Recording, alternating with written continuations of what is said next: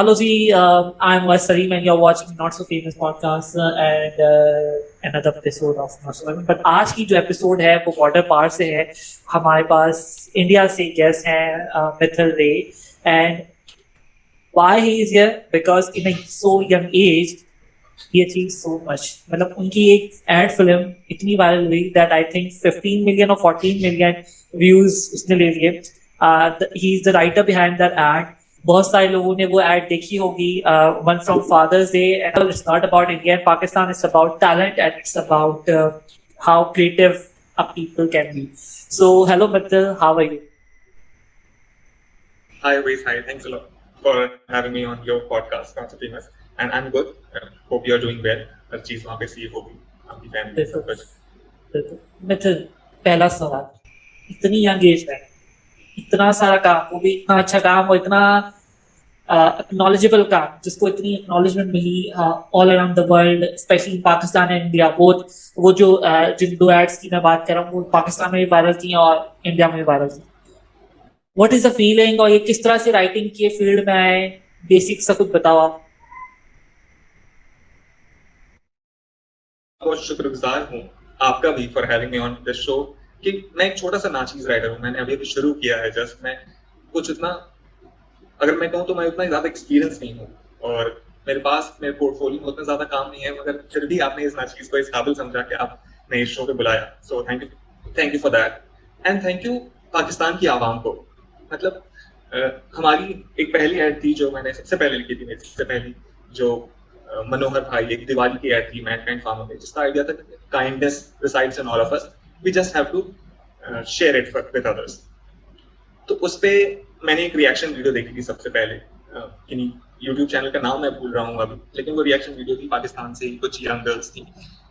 तो वहां से एक बहुत अच्छी सी फीलिंग आई कि art really has no boundaries, it travels across boundaries. जैसे हर एक आर्ट, चाहे वो सादत हसन मंटो साहब की बात हो या किसी भी नामचीन राइटर्स की, अदाकार की बात हो, art goes beyond boundaries. And मैं उनमें से एक बना उस अपनी पहली फिल्म के साथ में. So that was a great feeling. So thank you Pakistan के आवाम को. You have talent. मैंने वो एड्स देखी एंड आई सर्च टीम्स मैंने देखी और मैंने सबको, पूरी टीम को किया, but you are the one जिन्होंने जो है मुझे जो है वो रिस्पॉन्स किया. You so kind, you so humble and honestly thank you for being part of this. मैं शुरू करता हूँ हाउ इट हैपेंड. तो सबसे पहले मैं इस शुक्रगुजार हूँ एसजी ड्रीम मीडिया का, वेयर आई वर्क करेंटली.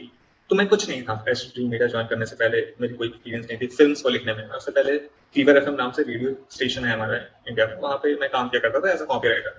तो मैं वो रेडियो एड्स या रेडियो के शोज लिखा करता था. तो फिल्म से कभी मैं रूबरू हुआ नहीं, फिल्म की कैसे लिखनी है, एड फिल्म कैसे लिखनी है. और बस मैं पहले खुद के लिए कभी कभी पोएट्रीज लिख लेता था, कुछ शब्दों को इधर उधर ताना बाना बनने का काम कर लेता था. तो मेरे इंटरव्यू में जब मैंने अप्लाई करा, तो मेरे इंटरव्यू में उन्होंने मुझसे ये वो कविता सुनी और सिर्फ उस बेसिस पे मुझे उन्होंने वहां पे जॉब दे दी. और फिर मुझे तराशा गया. तो इसलिए मैं अपने सीनियर्स, अपने मेंटोर्स का, जो जहाँ पे मैं हूँ, उनका बहुत शुक्रगुजार कि उन्होंने तराशा, ये जानते हुए भी कि मेरा कोई पिछले एक्सपीरियंस नहीं है, उन्होंने मौका दिया. उन्होंने शायद वो पोटेंशियल देखा जो मुझे खुद में नहीं दिख रहा था, और उन्होंने तराशा. तो जिस वजह से मैं इस काबिल हो पाया कि मैं ऐसे कॉन्सेप्ट से ऐसे फिल्म्स लिख पाऊँ. और जैसा कि आपने बेहद कहा कि टीम वर्क, तो हमारे भी ये कॉन्सेप्ट उसी तरह से पनपते हैं. हमारी पूरी टीम एसजी मीडिया में जो है, तो वो एक साथ जमा होते हैं. किसी एक ब्रीफ आई है अगर किसी क्लाइंट की, किसी ब्रांड की, हम उस पर सोचते हैं, हम इनसाइट माइनिंग करते हैं. और इनसाइट माइनिंग कैसे करते हैं थॉट्स में? तो हम लोगों के बीच जाते हैं, हम वो इंटरव्यूज करते हैं. जैसे मेरा मानना है कि कहानियां आप किसी एक कमरे में बंद होकर एक ऐसी कमरे में रहकर नहीं सोच सकते. तो वो कहानियां आपको बटोरने के लिए रोड पे जाना पड़ता है, लोगों से मिलना होता है, और वही होती है इंस्पिरेशन आपकी कहानियों की. तो भले आप कितने भी प्रिविलेज्ड हों, आप एक पब्लिक ट्रांसपोर्ट से ट्रैवल करें, आपको वहां कहानियां मिलेंगी. आप एक 5 स्टार होटल में कॉफी अफोर्ड कर सकते हैं, लेकिन आप टपरी में बैठ के चाय पिए, आपको वहां कहानियां मिलेंगी. और उसी तरह से कहानियां आपको हर तरफ मिलती जाती हैं, वो इंस्पिरेशन होती है. तो वो इंस्पिरेशन जब हमारी टीम के डिफरेंट लोग अलग अलग रीजन से हैं और हम साथ में ब्रेनस्टॉर्म करते हैं, सोचते हैं, तो कोई एक थॉट निकलता है, वो सीड जर्मिनेट होती है. वो सीड मुझे दी जाती है कि हाँ ठीक है, आप इसका पौधा बनाओ और इसे पेड़ बनाओ. और मैं उस पर बस जितनी कोशिश हो सकती है, जिस काबिल भी हूँ मैं, वो कोशिशें करता हूँ. और टीम को अच्छी लग जाती है कभी कभी, और क्लाइंट्स को अच्छी लग जाती है, और आप लोगों को ऑडियंस को अच्छी लग जाती है, तो बहुत लगता है कि हाँ ऑनेस्टली शायद। ब्रिलियंट राइटिंग फील्ड में कैसे आना हुआ? मतलब थोड़ा बैकग्राउंड बताएं अपना कि किस तरह से राइटिंग फील्ड में आना हुआ। शुरू से बचपन से ये था कि राइटर बनना है, जब होश संभाला तब से पता था कि जो है वो राइटर बनना है, या फिर क्या हुआ जिंदगी में किसी से इंस्पायर होकर बने? क्या राइटिंग फील्ड में कैसे है? तो कभी उम्मीद नहीं थी खुद से कि कभी मैं राइटर बनूंगा। बचपन से अगर मैं बात करूं तो क्लास 4 या 5 से बस ये थी कि कभी कभी काव्य पाठ कर लिया करता था, एलोक्यूशन, या कभी स्पीचेस दे दिया करता था। तो इकबाल साहब की लिखी हुई कविताएं या फैज साहब के लिखे हुए नज्म मैं कहीं कहीं पे रिसाइट कर दिया करता था। तो वो सिर्फ रिसाइटेशन थी, कभी वो चीज लिख पाऊंगा ये उम्मीद नहीं थी खुद से। और कॉलेज में आने के बाद कभी छोटी सी एक पोएम या 2 पोएम या 3 पोएम्स लिखनी शुरू करी। ऑल्दो अगर मैं पीजी डिप्लोमा की बात करूं, जब मैं था कॉलेज में अपने मास्टर्स के टाइम पे, तो I was more into strategy, brand strategy में था। तो I was on the other side कि मैं मार्केटिंग ब्रीफ्स बना के किसी एजेंसी और किसी राइटर को दूंगा, and then he will write a brand film for that brand. लेकिन कब ये स्विच हुआ मालूम ना पड़ा। तो रेडियो में आया फिर मैं, तो रेडियो में भी स्ट्रेटजी के साथ साथ लिखने का काम हुआ करता था। तो वहां प्रोफेशनली मैंने लिखना शुरू करा, चाहे वो एड्स हों, वो जिंगल्स हों किसी भी ब्रांड के लिए, छोटे छोटे गाने जैसे, या वो रेडियो शोज हों जब हम रेडियो जॉकीज के लिए कुछ लिखा करते थे। तो वो चीजें लिखनी शुरू करी, और उस बिना पे ही मुझे एसटीटी मीडिया में जॉब मिला, और यहाँ पे ये शुरुआत हुई लिखने की, फिल्मों की, ब्रांड फिल्म्स की, एड फिल्म्स की। तो इस तरह से हुआ। Perfect perfect. वो कहते हैं ना कि अचानक से जिस कहानी बनती है ना, फिर वो और अच्छी कहानियां बनाता है। सो मुझे लगता है कि आपकी कहानी भी इस तरह अचानक से बन के पूरी कहानी जो आपने लिखते हैं वो बहुत ही इंटरेस्टिंग। अच्छा, पहले बात करते हैं हम आपकी पहली, आई थिंक, अच्छा, what was your first viral film ad जो आपने लिखी थी और पहली वायरल हुई थी, उसका आइडिया क्या था? तो वो कहानी थी मैनकाइंड फार्मा एक ब्रांड है जिसके लिए हमने एक फिल्म लिखी थी दिवाली पे। तो जिसमें कहानी ये थी कि एक होटल चलाने वाले इंसान है, मनोहर भाई। तो मनोहर भाई वो होटल चलाते हैं एक छोटा सा, और वो उनकी, तो वो कई वक्त से उन्हें अपने विरासत में वो कहानी, वो मनोहर भाई को अपने विरासत में वो होटल मिला है, और वो चलाते आ रहे हैं कई सालों से, अब तक कई साल हो गए। अब वो, उनकी कोई संतान नहीं है, और तो वही खुद ही ख्याल रखते हैं उसको, रोटी का सबको खिलाते हैं। बहुत ही भाव अगर मैं बताऊं उनका किस तरह से है, तो मस्त मौला इंसान है। चाहे आपके लाइफ में कितनी भी प्रॉब्लम्स आ जाएं, वो उसे पार करके आगे देखना समझते हैं, लोगों के लिए जीना जानते हैं, काइंडनेस से भरे हैं उनमें। वो काइंडनेस की, नेकी की, जो अगर मैं बात कहूँ तो वो नेकी है उनके अंदर। तो आइडिया यही था कि उनकी नेकी, so when you do something good for the society you get good in return, so that happens in the film, that किस तरह से उनकी एक दुकान थी, वो किसी वजह से, लोन के वजह से या किसी वजह से, अपनी बीवी का इलाज करने के लिए उन्हें लोन चाहिए था, जिस वजह से उन्होंने लोन दिया, और ना चुका पाने के कारण दुकान पे एक वक्त के बाद फॉर सेल का बोर्ड लग गया। अब किसी रोज कोई इंसान वहां से गुजर रहा था, तो उसने फॉर सेल का बोर्ड देखा होगा, वो तो हो गया। लेकिन फिर दिवाली की शाम आती है, दिवाली की शाम उनकी दुकान बिक रही है, लेकिन मनोहर भाई ऐसे आदमी हैं कि उस बिकती दुकान का चिंता को भुलाए उन्होंने उस दिवाली की शाम लोगों के लिए, खास के अनाथ बच्चों के लिए, ऑर्फन्स के लिए, जो वो हर साल करते हैं, इस साल भी उसी तरह उन्होंने उन ऑर्फन्स के लिए, उन अनाथ बच्चों के लिए दिवाली की शाम पे एक दावत रखी है। तो वहाँ बच्चे आ रहे हैं, वहाँ बच्चे आते हैं, वो उन लम्हों को जीते हैं अपने, उन्हें एक जरिया मिला है, एक कारण मिला है अपनी शाम की दिवाली एंजॉय करने का मनोहर भाई के होटल में। लेकिन तभी कोई मनोहर भाई के बाहर की दुकान की बोर्ड उतारने लगता है, जैसे कि कोई आ गया है दुकान खाली करवाने को। और जब ये हो रहा होता है, मनोहर भाई बाहर जाते हैं बिल्कुल घबराए, बिल्कुल कि अरे भाई ये आज क्यों उतार रहे हो, आज दिवाली की शाम है, अंदर बच्चे बैठे हुए हैं, किसी और दिन उतार लेना, कल आके उतार लेना। और वो जो वर्कर होता है, जो बोर्ड उतार रहा होता है, वो कहता है कि आप मालिक से बात कीजिए, हमें नहीं पता। तो वो बेचैन, वो जाते हैं डर में उस तरफ, जो आया होता है बाहर मालिक गाड़ी से उतर रहा है, कोई डॉक्टर है, और उसे आके वो कहते हैं कि आज दिवाली की शाम है, अंदर बच्चे हैं, आप बोर्ड कल उतरवा लेते तो ज्यादा बेहतर रहता, आज छोड़ दे कम से कम।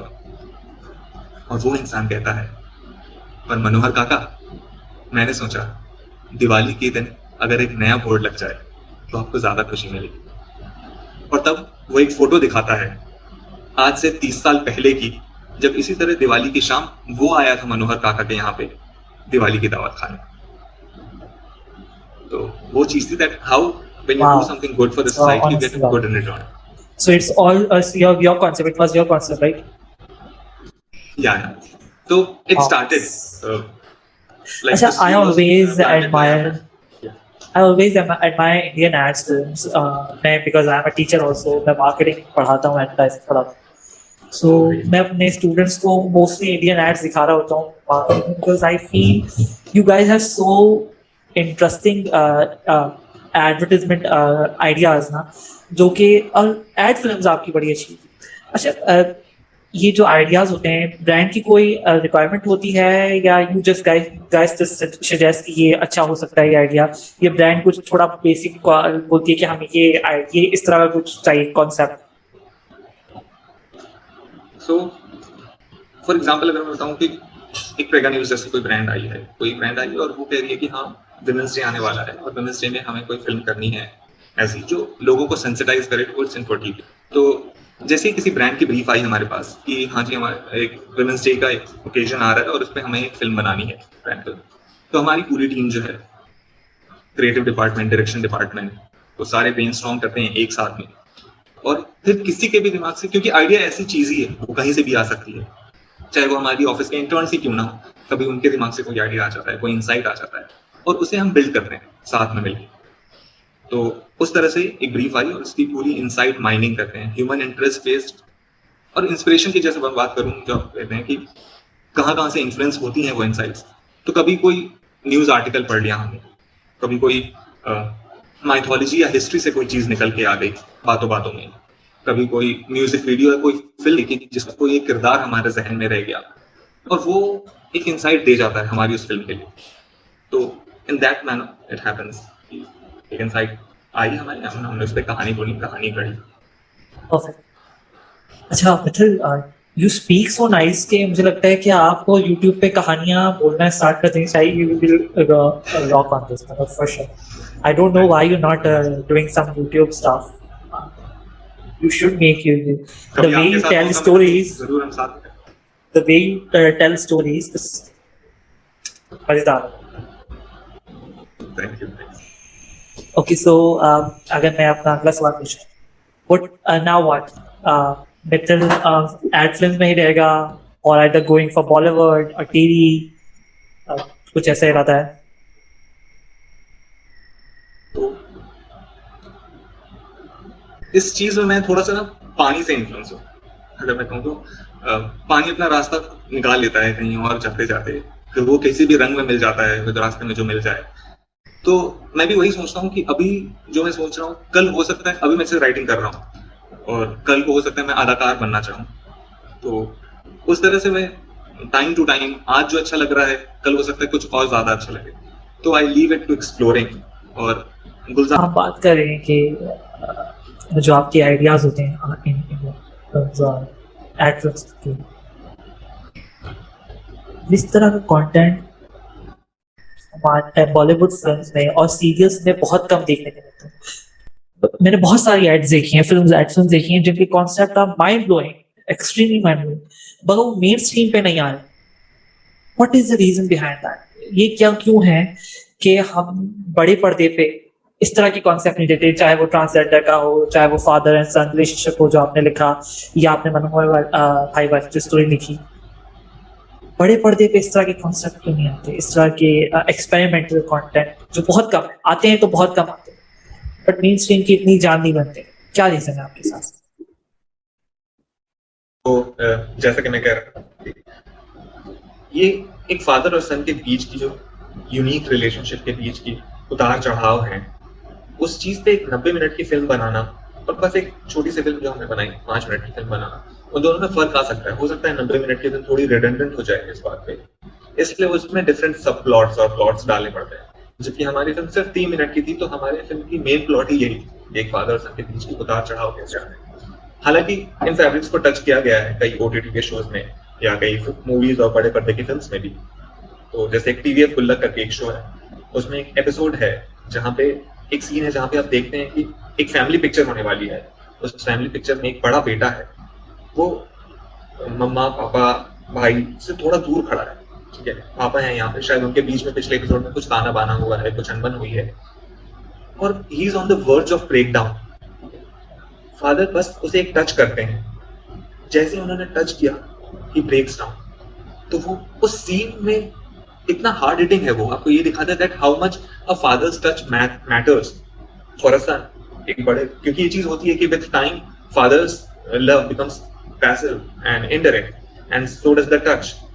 तो बचपन में आपको टॉप करने पे एक शाबाशी मिल जाती होगी, लेकिन बड़े होकर टॉप कर लें, कॉलेज में रैंक ले आए, बहुत ज्यादा अच्छी खासी जॉब ले लें, लेकिन वो एक शाबाशी शायद फिर नहीं मिलती, या and we long for, as a son you long for that. तो ये चीजें हैं जिसको कई कई जगह फिल्मों में तो कैप्चर किया गया है, लेकिन हाँ ऑफ कोर्स इसमें 90 मिनट की फिल्म बनाना शायद उतना जायज ना हो, इसलिए प्लॉट सब प्लॉट करने पड़ जाते हैं।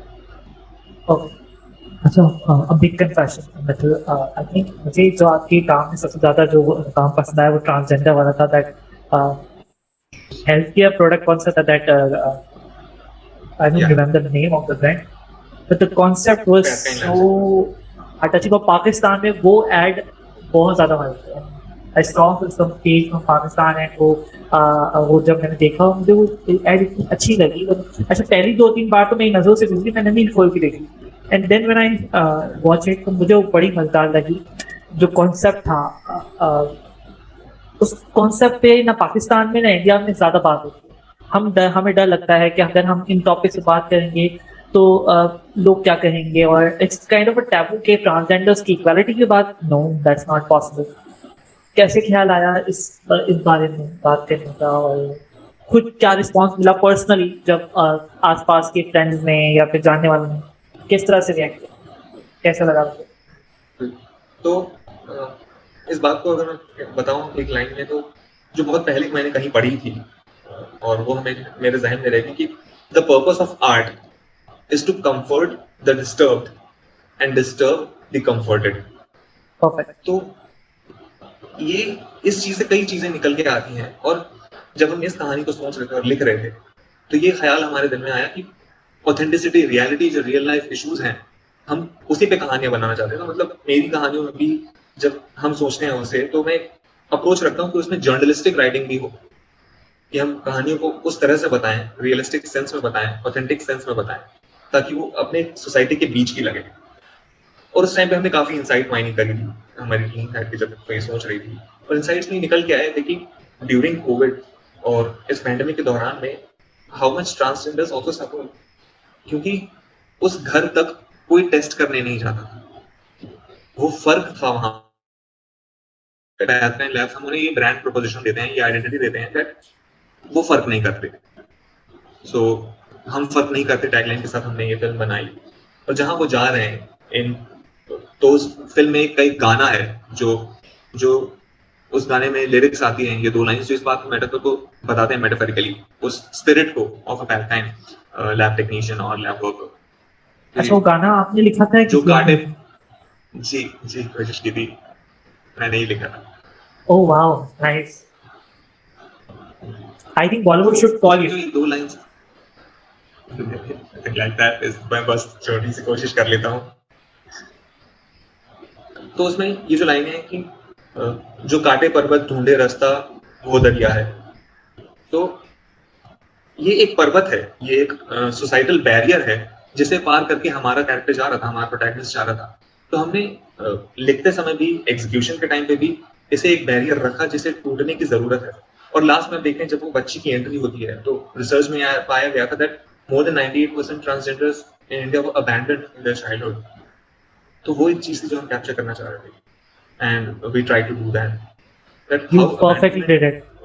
आई थिंक बहुत अच्छे से आपने वो मैसेज कन्वे किया, और इतना खूबसूरत मैसेज था, और क्रिंज नहीं लगा, बहुत बहुत खूबसूरती से डिस्क्राइब किया गया है। और ये पूरा टीम एफर्ट होता है, राइटर तो लिख देता है, बट वो जो स्क्रीन प्ले, देन डायरेक्टर, वो किस तरह से एक्टर पोर्ट्रे करते हैं, दैट्स द बिग थिंग। और अगर वो जस्टिफाई ना करें तो फिर राइटर ने जो लिखा है ना, वो मैसेज सही से डिलीवर नहीं होता। सो आई थिंक आपके साथ साथ आपकी पूरी टीम का भी इसमें कमाल है, बट ऑब्वियसली क्रिएटर आप थे, तो अच्छा, मेरा मेरा ये सवाल भी था आखिरी के कुछ सवालों में से, कैसे लोग रिएक्ट करते हैं, बिकॉज इतने अच्छे अच्छे ऐड बनाते हो, जी मतलब इतनी अच्छी एटीट्यूड, तो फैमिली फ्रेंड्स कैसे रिएक्ट करते हैं? तो किसी का एक मैसेज आया था मुझे इस फिल्म के बाद में that thank you, thank you just for making it. और फिर कुछ लोग कह रहे थे that we love how your films are breaking emotional stereotypes. तो रादर देन ऑल स्टीरियोटाइप्स, जैसे फादर्स डे फिल्म के बाद आई थी ये टेक्स्ट ये मैसेज आया था that we love that how your films are breaking emotional stereotypes. तो वो चीज अच्छी लगती है कि आप जो कहानी कह रहे हैं वो किसी को डिस्टर्ब कर रही है जो कंफर्टेड है, वो किसी को कंफर्ट कर रही है जो डिस्टर्ब है, वो एक पर्पस। तो प्रेगा न्यूज की वो फिल्म मैं बता रहा हूँ, तो प्रेगा न्यूज की एक फिल्म रिलीज कर दी हमने, she is complete in herself इस टाइटल के साथ में, and that was about the issue of infertility. तो उस फिल्म के रिलीज होने के बाद approximately hundreds of women came out who were not able to conceive.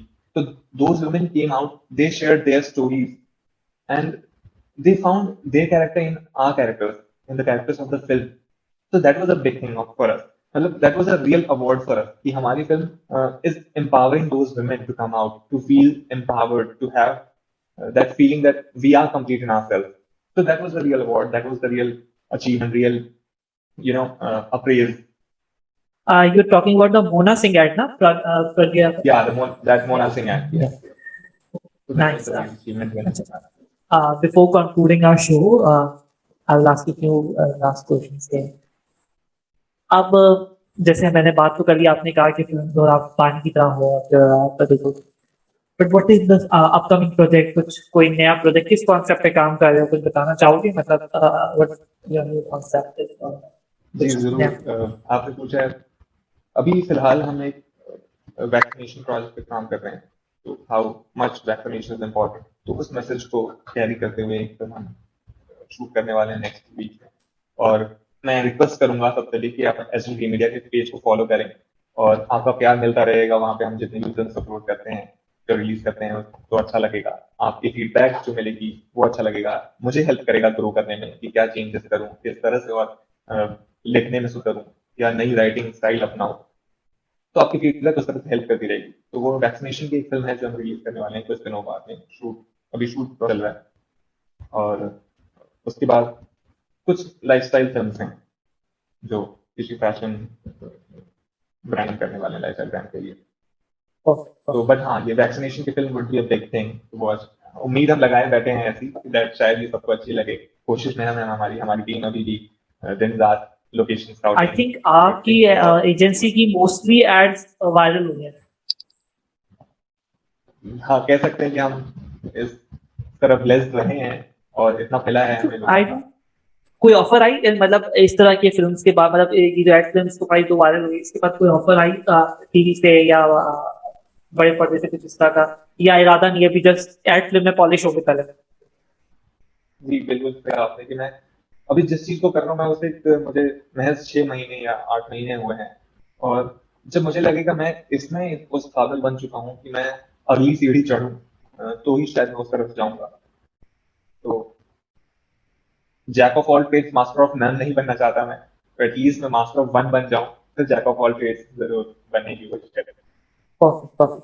आपकी हर बात में एक डीप कॉन्वर्सेशन होती है, पूरी एक कॉन्वर्सेशन है हर एक सेंटेंस में। That's very nice of you, and माशाल्लाह आपके पास ये टैलेंट है। आई होप कि आपको और ग्रो करे। इसी के साथ मैं अपना जो है वो पॉडकास्ट कंक्लूड करता हूँ, ताकि लोग इसे देखें ज़्यादा। हम मैं लंबी बात करना चाहता हूँ, बट मुझे पता नहीं मेरा नेट इजाजत देगा या नहीं देगा, और there so many technical issue. But हमारी कोलैबोरेशन हो गई, तो हम फ्यूचर में ऑब्वियसली और भी कोलैब्स करेंगे। और Mittal is so nice, so humble. I know he will give me time for sure. और जैसे मैंने शुरू में कहा कि टैलेंट की या फिर दोस्ती की कोई बाउंड्रीज नहीं होती।